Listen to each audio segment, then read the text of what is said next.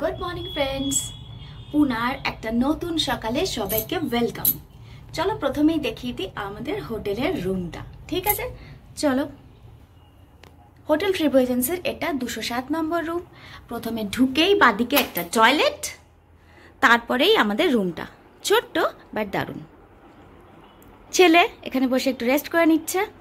এইবার আমরা এসে গেছি আমাদের হোটেল ট্রিপল এজেন্সি, যেখানে আমরা ছিলাম সেখানকার লাউঞ্জটা ভীষণ সুন্দরভাবে সাজানো। আর আমরা এরপর ব্রেকফাস্ট করে চলে যাব সাইড ট্যুর করতে, সেজন্য গাড়িও এসে গেছে। আমরা এখন ব্রেকফাস্ট করতে যাচ্ছি। এটা হোটেলের ব্রেকফাস্ট রুম। ব্রেকফাস্ট রুমটা কিন্তু খুব দারুণভাবে সাজানো, অনেক কিছু রয়েছে। একটু মোটামুটি ঐতিহাসিক জিনিসপত্র দিয়ে সাজানো ছিল।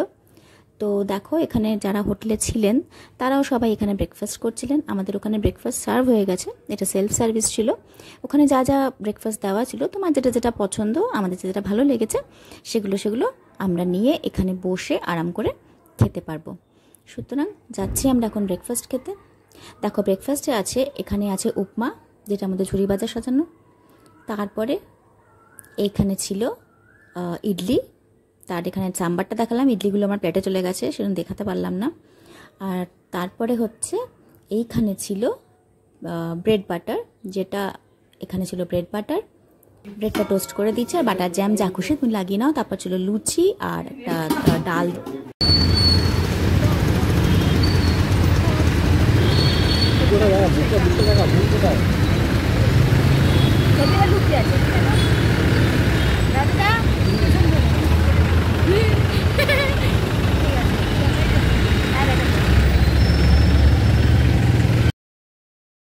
আমরা সবাই মিলে চলে এসেছি এইবার শনিবার বাড়াতে।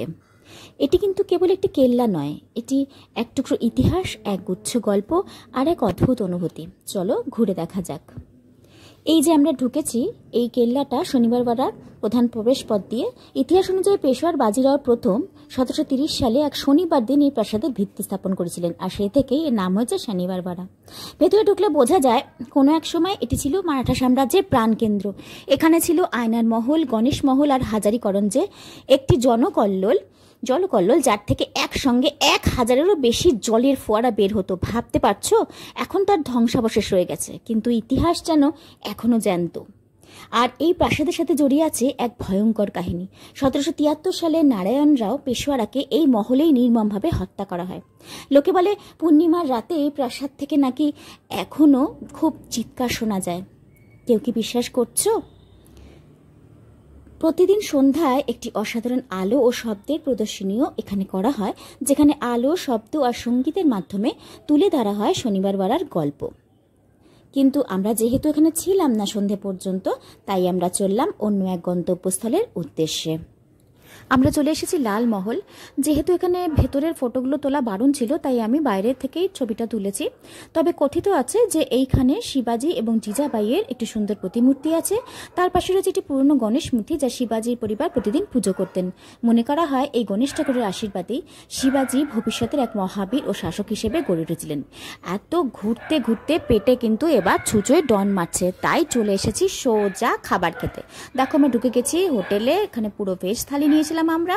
তার মধ্যে এতগুলো খাবার ছিল যে আমরা খেয়ে শেষ করতে পারছিলাম না। ছিল পালং পানির, মিক্স ভেজ, টমেটো স্যুপ, মিষ্টি, পোলাও, স্যালাড, তারপরে ছিল হচ্ছে 2টো রুটি, যা ওদের তো প্রত্যেক থালিতে দিতই। তারপর এতটা খাবার ছিল যে আমরা 6 জন মিলে বোধহয় 4টে থালিও পুরো কমপ্লিট করতে পারছিলাম না।